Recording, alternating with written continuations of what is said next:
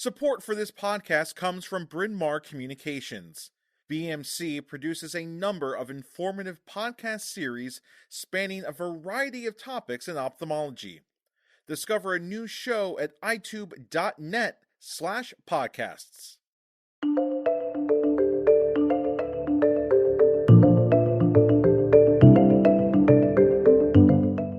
Welcome to this episode of Modern Management of Vitreous Opacities. My name is John Kitchens, and I'm a retina specialist with Retina Associates of Kentucky. And I'm joined today by three wonderful panelists. First of all, from the Cincinnati Eye Institute, we have an excellent cataract surgeon, Dr. Alison Early. Alison, welcome to the podcast. Hi, John. Thank you so much for having me. It's great to be here. Welcome. And my good friend and colleague, a retina specialist from Baylor College of Medicine, Dr. Christina Weng. Christina, good to see you again. Hi, John. Always good to see you and look forward to the discussion. And finally, last but not least, we have Dr. Walt Whitley, who is an optometrist of Virginia Eye Consultants and the chief medical editor of Modern Optometry. Welcome, Walt. Hey, thanks, John. Excited to be here and be part of this discussion. So before we get into the program, let's preview this three-part miniseries. In this three-part miniseries, we're going to really talk about the collaboration between optometrists and ophthalmologists, retina surgeons, and how that's really critical in assisting patients who are experiencing vitreous opacities. We're going to cover the full gamut of eye care represented here. We're going to have optometrists, we're going to have comprehensive ophthalmology represented, we're going to have vitreoretinal specialists represented. We'll rotate the moderator for each episode, and we'll discuss surgical innovations, examination, and referral tactics in these episodes. Today, though, we're going to focus on the value of gathering and documenting patient history. So let's jump right in and talk about the really key critical things we want to elucidate from a patient history. Now, Christina, you do surgery for vitreous opacities. Talk to me about what you like to hear from a patient as far as the history, complaints, and whatnot are concerned.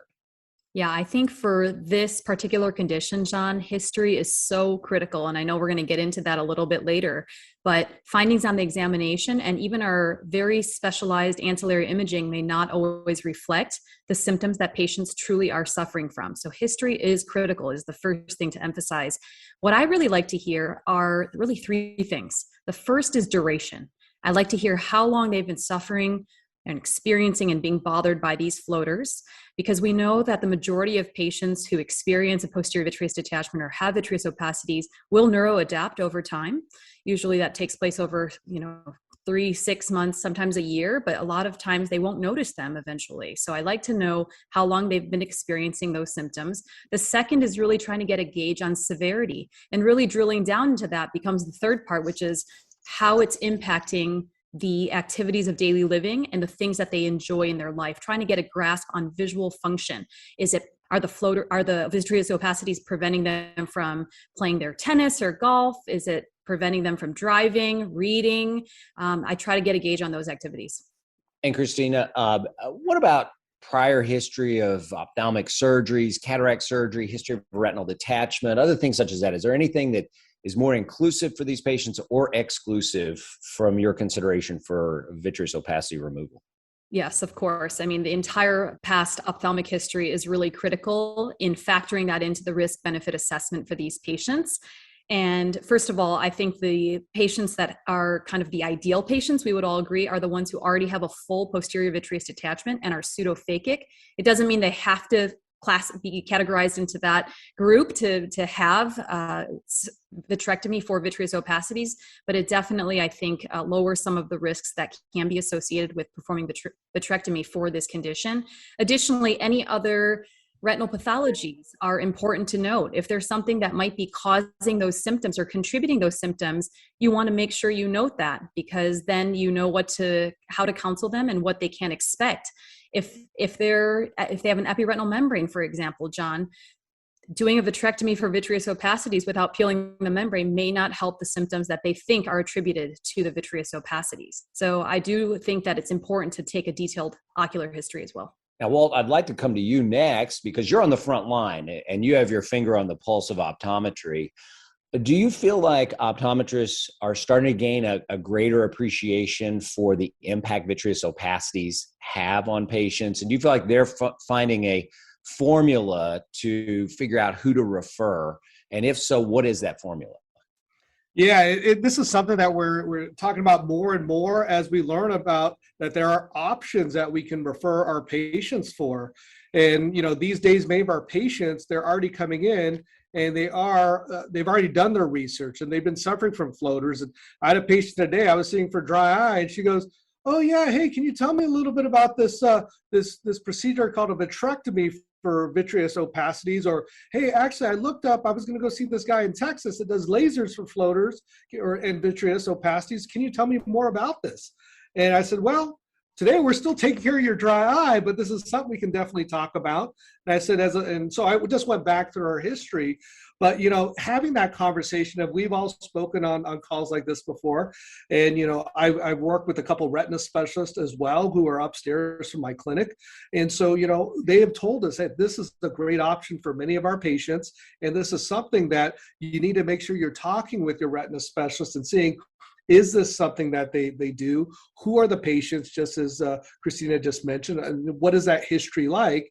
And when is it time for the appropriate referral? Alison, from the cataract surgeon standpoint, do you find that you are becoming more and more aware of patients who are bothered by vitreous opacities after cataract surgery? And do you think there's any correlation with premium IOLs? I definitely think that patients are more likely to notice their floaters in the time following cataract surgery. And that can really be for more than one reason.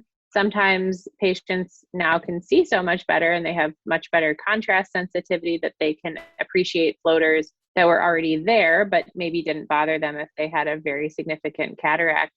And also, as we know, patients following cataract surgery are more likely to develop a posterior vitreous detachment if they didn't already have one. So those symptoms can be acute and very noticeable to a patient too. So it is really important to carry the patient through their whole post-operative course and make sure that they're aware that there are options if the floaters are really intrusive. And what do you think the role of the general ophthalmologist cataract surgeon is in this whole dynamic of referring patients for evaluation for vitreous opacities? Well, I think as with any diligent provider, we would all agree that history taking is extremely important. So as a cataract surgeon, I often have patients come in who are referred for a cataract or do have a cataract, but upon discussion, it may come out that a significant complaint of theirs is related to their vitreous opacities. So I actually just saw a patient yesterday who I have seen a few times. She has mentioned floaters in the past. Now she is developing a visually significant cataract, and I felt that it would be appropriate to consider a surgical treatment for both the cataract and the vitreous opacities at the same time.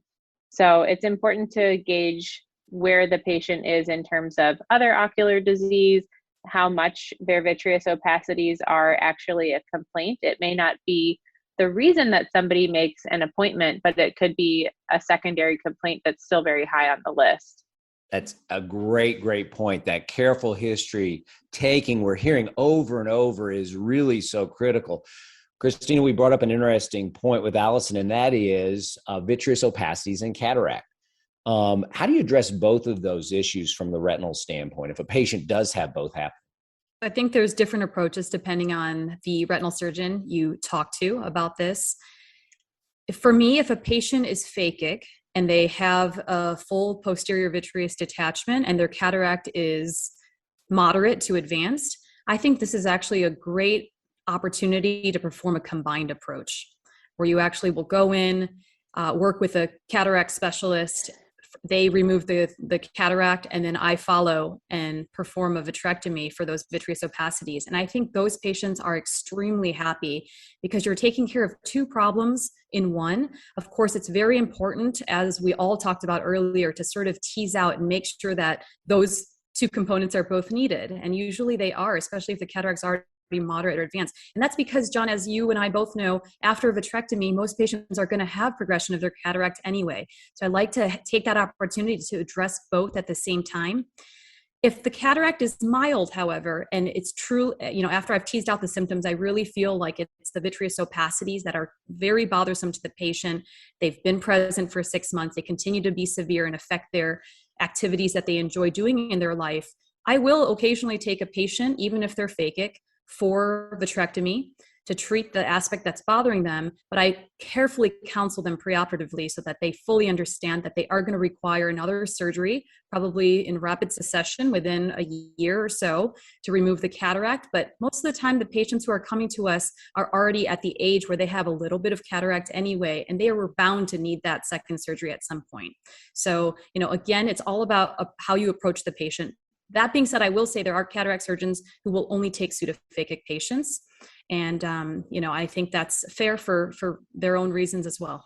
Yeah. And like you mentioned, Christina, I'm someone who really does like patients that are going to have vitrectomy for vitreous opacities to be pseudophakic, because I like to be able to open that capsule during vitrectomy, because the last thing I would want is that patient to then have a YAG and have another floater thereafter. Plus, I really like doing vitrectomy on pseudophakic patients. I don't like causing a problem. I also know that it can be technically a little more difficult to do cataract surgery after vitrectomy surgery in some eyes. And so I just love pseudophakia. Walt, I'll come back to you for one last pearl. For our optometry colleagues, what is the one pearl when you're seeing a patient that has kind of mixed mechanisms for their decreased vision? They have cataract, they have vitreous opacities. How can you help sort that out? Yeah. And well, that's a great question, because that's going to come down to the history and just going and looking at the timing and saying, hey, tell me what's bothering you most. Is it the decreased vision? And if it's constantly decreased, then we're going to gear more to the cataract surgery. But if it's truly the vitreous opacities that are bothering them, they're going to say, hey, I have this blurriness that comes and goes. I see these dots. I see these lines. And, this has been bothering me for several months or years, or whatever it may be. And then I just keep listing, and that's what's bothering them versus a cataract versus anything else. And so that's when I would tell them, hey, we have an option. I work with some surgeons that can address this for you. And so I set the stage and then make the appropriate referral for them. But it's all about the history and asking the right questions. So we're going to pause the discussion here for a break. And when we get back, we'll discuss the utility of standardizing patient history in the form of a questionnaire.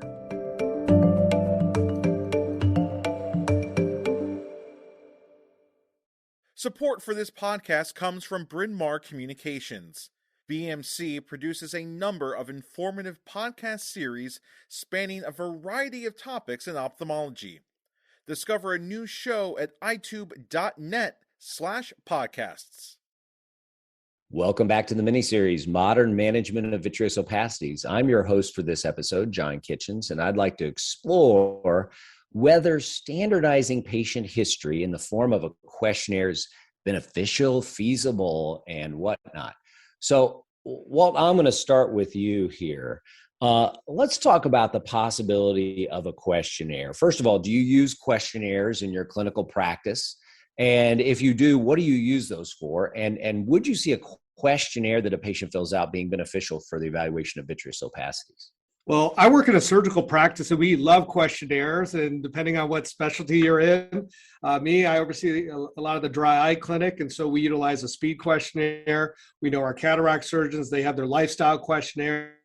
And Alison can speak on this of, which would be most appropriate to implant for the patient's lifestyle.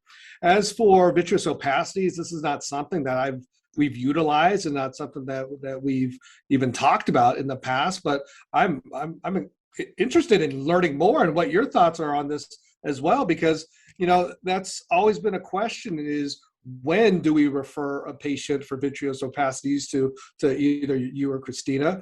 What are some of the symptoms that patients have?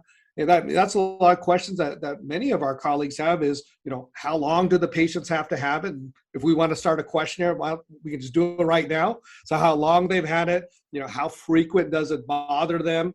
What is their main symptom? Is it always there? And whether it's a yes or no, or sometimes maybe. I mean, we could add these questions in, but this is a great start to a discussion on, would we see it valuable? Right now, it hasn't been a thought, but I'm open to your thoughts as well. I think that's a great point, Walton. Before we get to Christina to answer some of those questions, Alison, As a cataract surgeon, do you use a questionnaire, and how helpful is it in your decision to do cataract surgery? I think one of the great benefits of having a questionnaire, especially if you're considering patients who might be interested in premium intraocular lens surgery, part of that, a major part of that decision-making tree is really getting a good assessment of the patient's personality, functionality, lifestyle, interests, activities. And in my experience, I've found that there's quite a lot of overlap between the patient who is interested in a premium IOL and the patient who's significantly bothered by their vitreous opacities. I think they tend to be people who are very high functioning, great attention to detail. So there's a lot of people who may fall into both categories. So it hasn't occurred to me to use a questionnaire to screen patients for vitreous opacities. I think it might be really useful though. All right, Christina. So you've heard Walt and Alison both kind of say, yeah, you know what? Theoretically, this would make a good case to have a questionnaire. I'm going to ask you first, do you think a questionnaire would be a good idea? And then the second thing is, what should be on that questionnaire? It's a great thought. It's not something I've done or thought a lot about, but I'll tell you what's nice about this idea is that it will help us objectify the parameters that we're using in our decision making and hopefully standardize more so the overall process. And it might even actually help lend itself to better inter-provider communication, because a lot of times as retina surgeons, we're often the sort of the final step. We get referrals from our comprehensive ophthalmology, general ophthalmology colleagues, and our optometry colleagues as well. And so I think that sometimes with those handoffs of the patient, some of the information may get lost in transition. And I think a survey would be nice for that reason. If we were going to have some kind of questionnaire like that, I think it would have to include all the elements we discussed earlier. Duration of symptoms would be really important. Severity of symptoms on some kind of quantitative scale would be important. And then, of course, really drilling down to specific functional impact. How is the patient truly bothered? What activities are they struggling with? And I think there would also need to be a fourth component, really gauging the readiness of the patient. Are they actually interested in doing something, like surgery to help fix this problem? And I think you'd have to take it another step, John. I think we would have to validate it somehow. I can envision some kind of scoring system where we would then see how patients with baseline scores correlate with how they do post-vitrectomy. And then we could arrive at some sort of tipping or threshold point when patients should actually be referred, when patients should actually be operated on. But again, I think this is all theoretical. And I'd love your thoughts too, John. I mean, we've had these discussions before about vitrectomy for vitreous opacities, and there's so much variation, not just between patients, but even between ourselves with what types of patients we actually feel comfortable taking to the operating room. There's also the subjectivity of patient-reported outcomes and how their functional impact is affected by them. So, this is really where there's a lot of art to medicine, right? There's a lot of science and technology, but there's also a lot of art in deciding who those ideal patients are. And I just wonder if a questionnaire would be best fit for that type of decision making. But it's a thought, there would be a lot of work that we would have to do with it. I mean, what do you think? What I think is so great as I'm listening to you talk about this, about a questionnaire is number one, it gives that patient that time as they're filling out the questionnaire to really think and be introspective about, are these things bothering me? So they might not have thought about some of the questions that would be on the questionnaire and go, oh, you know what? Yeah, that does bother me when I'm, reading. Yeah, it's a level 5 on a scale of 0 to 5 as far as my driving ability or whatever it may be.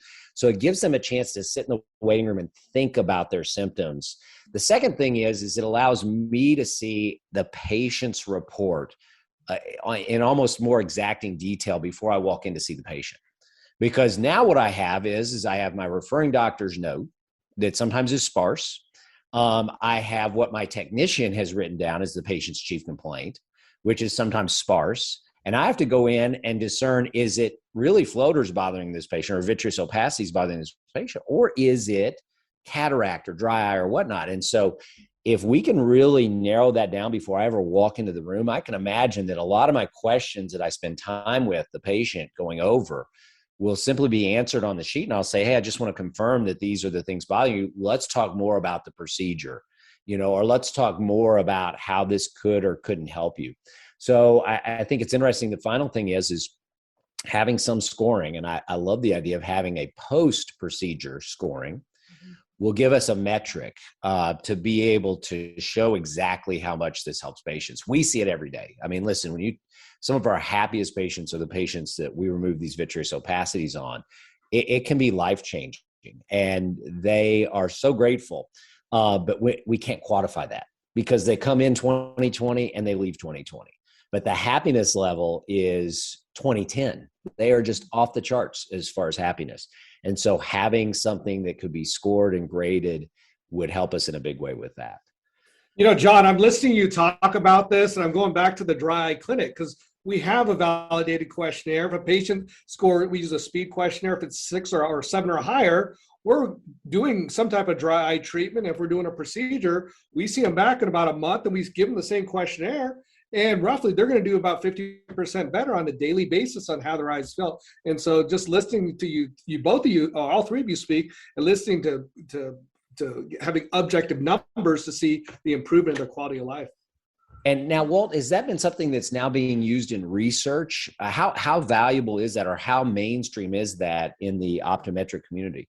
So there's a small percentage. I'm going to say maybe 15-20% are utilizing questionnaires, whether it's going to be the OSDI, the EQ5, or the speed questionnaire. But whether you're using that or asking the questions, I think having the questionnaire works much better and much more effective for that.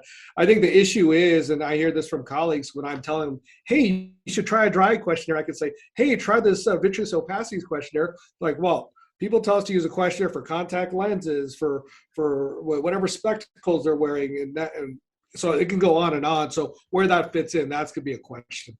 Alison, in cataract surgery, obviously you have metrics, how close you get to emmetropia and complication rates. Do you use questionnaires for the success rates or how bothered your patients are, particularly how much improvement they've had afterwards? I personally don't, and I think that could be a really useful tool, though. Many cataract and refractive surgeons utilize questionnaires ahead of time, but I can't say I've really heard much conversation about going back and using the same type of questionnaire post-operatively, but that would be a very useful metric to have.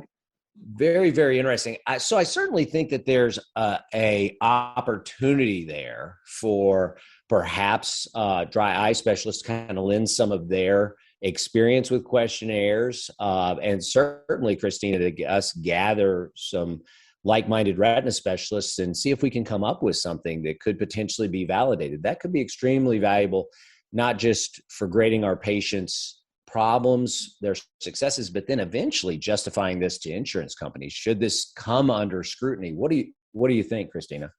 Yeah, no, I totally agree. And I love hearing what other people have commented on, because this is a new idea. We don't typically use any sort of questionnaire in any of our retina procedures preoperatively. So for this, especially coming back to the fact that you can't always rely on objective data the way you can for something like an epiretinal membrane or even a cataract, I think it's important to have tools like this that can more objectively gauge how the patient's being impacted. So it's important for communication. We talked about that. It's important to gauge how the patient is. You can almost use it as an extension of your history taking, which we talked about in the first session. But you're absolutely right, John, that at the end of the day, you also need, it's hard to show sort of those functional improvements to sectors like payers. And something like this could really help do so. Yeah, and Christina, you bring up one last great point, and that is we don't have a good diagnostic for vitreous opacities. Patients oftentimes come in with good visual acuity, and we don't have a great way to image them. And it's always shocking to me when I get inside of an eye and a patient who really complains about vitreous opacities to just see how many vitreous opacities are there. And I always underestimate in clinic how bad they are till I get in the operating room and have that direct visualization, and it's tremendous. So with the lack of a good diagnostic imaging tool, a questionnaire is probably going to be the best option. Maybe we could include in the questionnaire a patient description of the shape of their opacities, because I personally always enjoy the creative reports of a floater the shape of Italy or something like that. Is always fun to hear. Yeah, we have some very descriptive patients that will just tell you, like in so much detail, the floater that's bothering them. Some have named them actually. So I agree. There's certainly a lot of opportunities for us to, I think, improve this very new and up and coming condition and therapeutic option for our patients. Well, listen, that's it for this episode of Modern Management of Vitreous Opacities. Join us for our next episode, in which Dr. Walt Whitley will be moderating a discussion of the examination and referral of patients with vitreous opacities. On behalf of the panel, I'm John Kitchens. Join us here next time. Thanks for listening.